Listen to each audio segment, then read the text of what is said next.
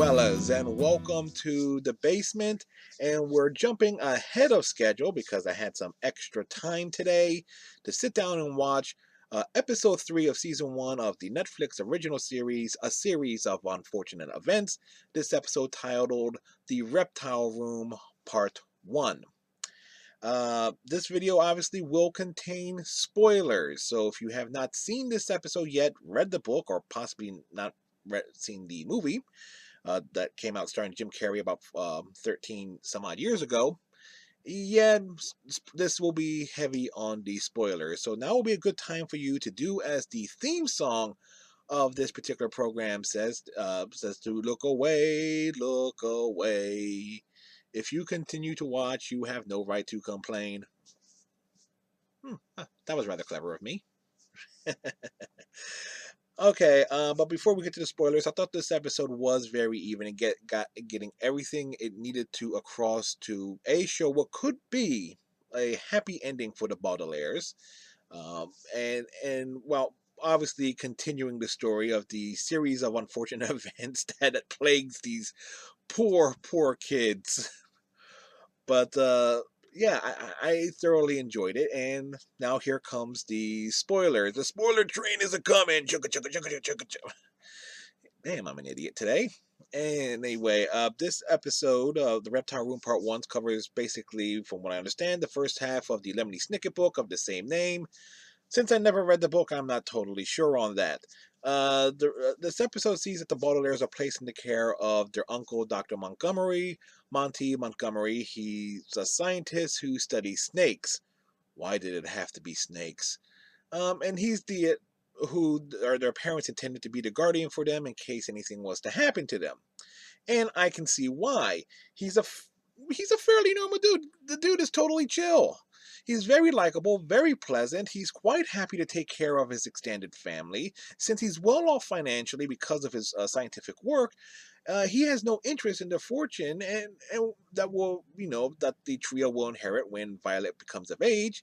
And for all intents and purposes, he has a nice home. It's a bit eccentric with the reptile theme, but to the I wouldn't mind living with the dude as a kid. It's like, okay, learn something, scientists like that. He encourages them to pursue their interests. Having a library there definitely appeals to Klaus for in terms of him reading up on various things. Violet could continue to work on her adventures, and Sunny could possibly eat the reptile specimens. What? She's a baby with teeth that can chew through freaking titanium if they wanted to show her do that. So it wouldn't surprise me. Actually, it would, but you get my point. So everything is establishing in this episode that this could be a very positive. If the story was done here, that yes, they put him in the home, and it's like it could have been like a 3-episode miniseries to show the rough stuff with Count Olaf, and then putting them off with their real guarding and show, yes, this is how the story actually ends for them, and they grow on to be very well adjusted young adults.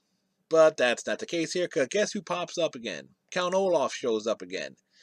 Those of you, again, familiar with the Lemony Snicket books obviously know this. I was not expecting it. Well, kind of, considering the end of the previous episode.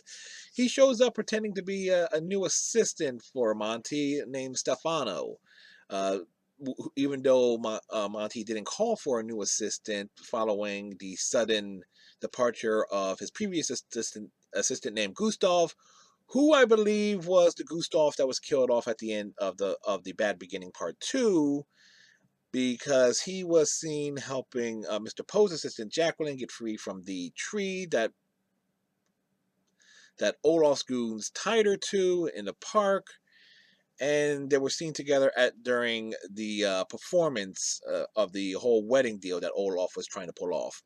And while Monty can see right through Olaf's disguise that he is definitely not a scientific assistant of any kind, he doesn't connect the dots to him being Olaf. The kids do instantly, but Monty does see that this guy is not a scientist or scientific assistant, he believes him to be a spy sent from his competitors in the scientific world to spy on his work.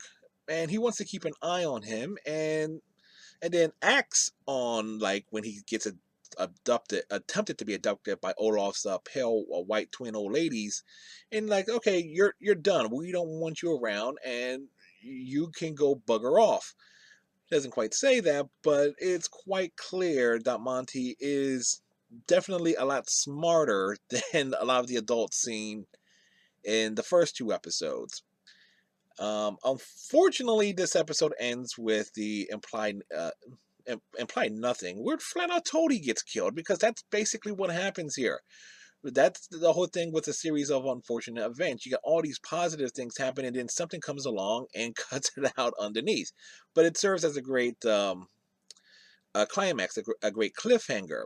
And obviously, we're assuming that Olaf did it, because let's face it, he was seen running around chasing the kids with a freaking knife in this episode. Uh, Beyond the actual plot of this episode, and getting the story moving in the direction it needs to, there's a lot of things that was put in to help fill in the gaps for things that I've noticed, and possibly others may have noticed as well while watching it.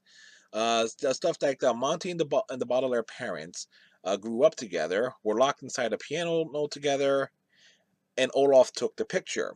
So Olaf was around them as a kid, and kind of makes me think that he is kind of the black sheep of the family if Monty doesn't recognize him right away.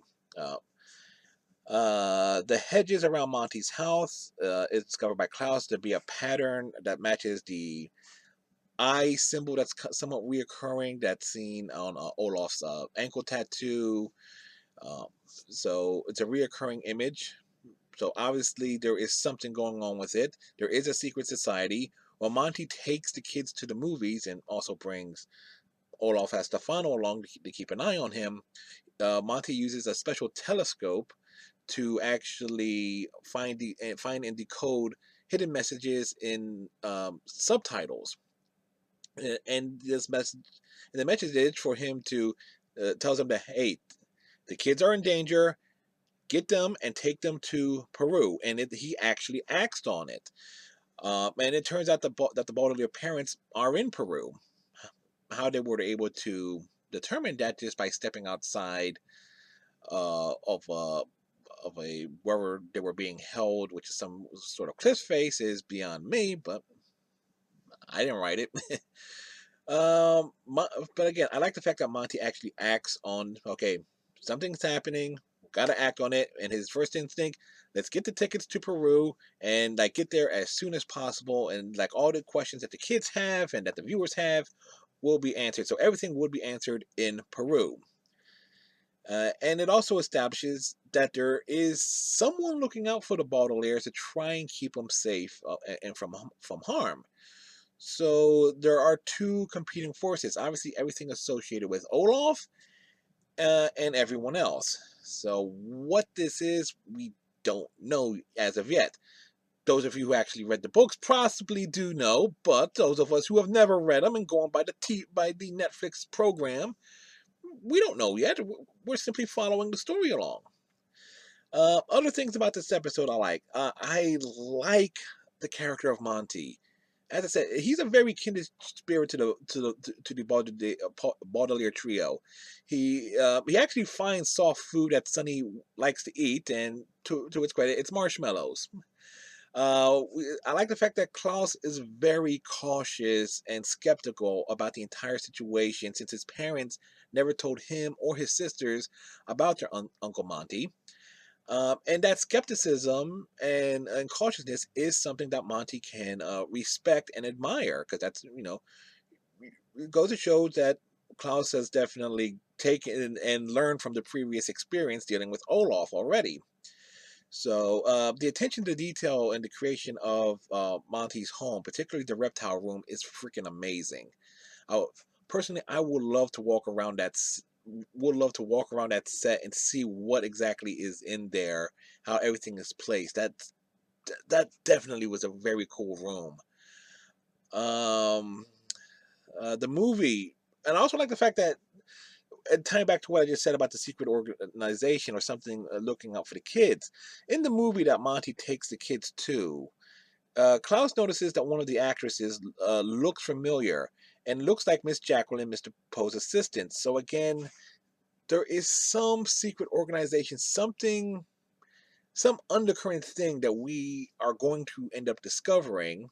Again, those of us who have never read the books are going to end up discovering uh, about all these pieces that's trying to keep the Baudelaire trio safe and from harm. As far as individual performances go, I'm going to have to give it straight up to and I'm Asif Mandev. I believe he was on the Daily Show for a while, a show that I rarely, if ever, watch.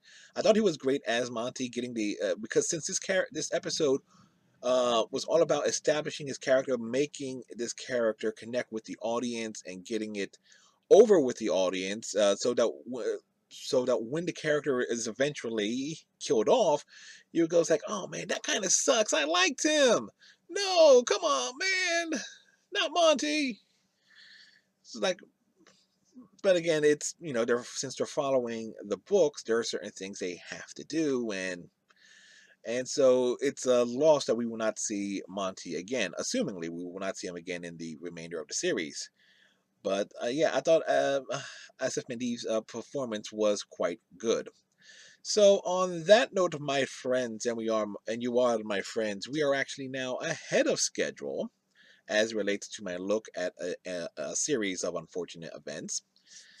So with episodes one being done yesterday afternoon, episode two being done a little after midnight earlier today, and this episode being done now, obviously we'll be going over part four either more likely tomorrow on Wednesday.